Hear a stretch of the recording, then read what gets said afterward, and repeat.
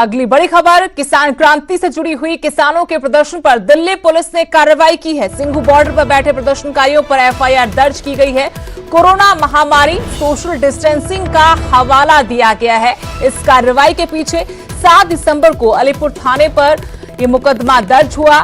29 नवंबर को जबरन प्रदर्शनकारी बॉर्डर में घुसे थे। लेकिन बड़ी खबर आपको बता रहे हैं कि किसानों के प्रदर्शन पर दिल्ली पुलिस ने कार्रवाई की है। सिंघू बॉर्डर पर बैठे प्रदर्शनकारियों पर एफआईआर दर्ज की है। कोरोना महामारी, सोशल डिस्टेंसिंग का हवाला देकर यह कार्रवाई हुई है।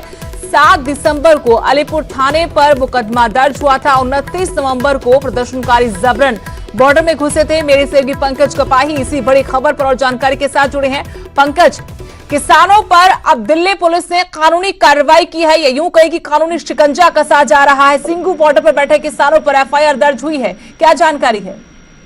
देखिए, सिंघू बॉर्डर पर जहां तक बैरिकेडिंग लगी है वहां तक तो पुलिस जो है वो नहीं आती, बेहद कम ही नजर जो आती है। लेकिन बैरिकेडिंग पार करने के बाद जो प्रदर्शनकारी या फिर किसान जो है वो जब बैरिकेडिंग पार करके आगे की तरफ बढ़ते हैं टीटीवी मेमोरियल की तरफ, तो वहां पर अब दिल्ली पुलिस ने जो है वो उनकी एफआईआर करनी शुरू कर दी है। कोरोना एक्ट के मद्देनजर जो भी उल्लंघना जो है उनके नियमों की जा रही है, चाहे मास्क ना लगाने को लेकर हो, चाहे सोशल डिस्टेंस पालना ना करने को लेकर हो, उसको लेकर अलीपुर थाना जो साथ ही लगता है वहां पर एफआईआर दर्ज की गई है कुछ लोगों के ऊपर जो जानकारी मिली है।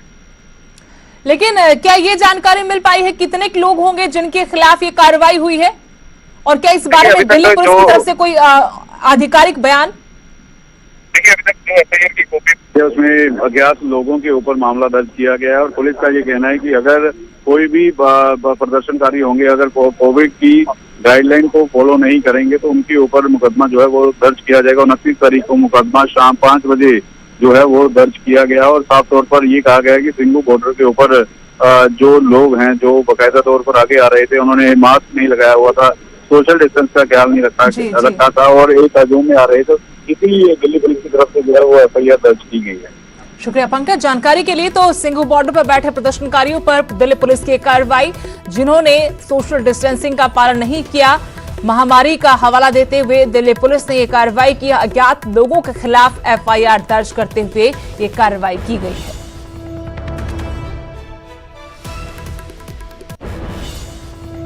केंद्र और किसानों के बीच छिड़ी लड़ाई जारी है। किसान अपनी जिद पर हैं, तो वहीं केंद्र सरकार भी झुकती नजर नहीं आ रही है।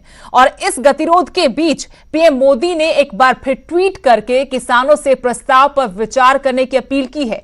ऐसे में सवाल है कि क्या ट्वीट से आएगा ट्विस्ट?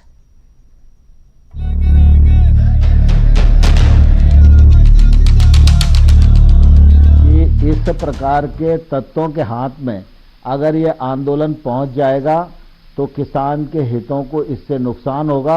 उन्होंने अभी तक अनुशासन बना के रखा है, इसलिए किसान यूनियन को सावधानी बरतना चाहिए। जो लोग देश को तोड़ना चाहते हैं, इस प्रकार के तत्व अगर आंदोलन में दिखेंगे तो इससे निश्चित रूप से किसान बदनाम होगा। केंद्र या किसान, कौन हटेगा पीछे? देखो, दोनों को पीछे हटना पड़ेगा। एक ही रास्ता इसका ये है, सरकार भी पीछे हटे और किसान भी पीछे हट जाएगा। बीच का रास्ता तो यही है। कैसे निकलेगा इस आंदोलन का हल? ये तो उनके हक में है, ये खुद मान गए, तो फिर भाई संशोधन क्या करेंगे? ये हमारे खिलाफ है। इनको रद्द जितनी देर नहीं करते उतनी देर कोई। कब खत्म होगी अन्नदाता की लड़ाई? किसान संशोधन पे तैयार नहीं है, क्लियर बात सुन लो, ठीक है? किसान संशोधन पे तैयार नहीं है, सरकार वापसी लेने को तैयार नहीं है, तो मेरे पे क्या इलाज है उसका? ट्वीट से आएगा ट्विस्ट। जो कांग्रेस के नेता और अन्य दल के नेता जो दुष्प्रचार कर रहे हैं, उस दुष्प्रचार का शिकार किसी को नहीं होना चाहिए। किसान भाइयों की हर बात को सरकार बातचीत के जरिए हल करना चाहती है। दिन हफ्ते में और हफ्ते पखवाड़े में तब्दील हो गए हैं, लेकिन केंद्र और किसानों के बीच छिड़ी जंग अब भी जारी है और सवाल है कि आखिर क्या है इसका समाधान? हालांकि एक बार फिर प्रधानमंत्री नरेंद्र मोदी ने ट्वीट करते हुए गुरुवार के दिन कृषि मंत्री की ओर से किसान आंदोलन के मसले पर की गई प्रेस कॉन्फ्रेंस का जिक्र किया और लोगों से उन्हें सुनने की अपील की। पीएम मोदी ने लिखा, मंत्रिमंडल के मेरे दो सहयोगी नरेंद्र सिंह तोमर जी और पीयूष गोयल जी ने नए कृषि कानून और किसानों की मांगों को लेकर विस्तार से बात की है, इसे जरूर सुने।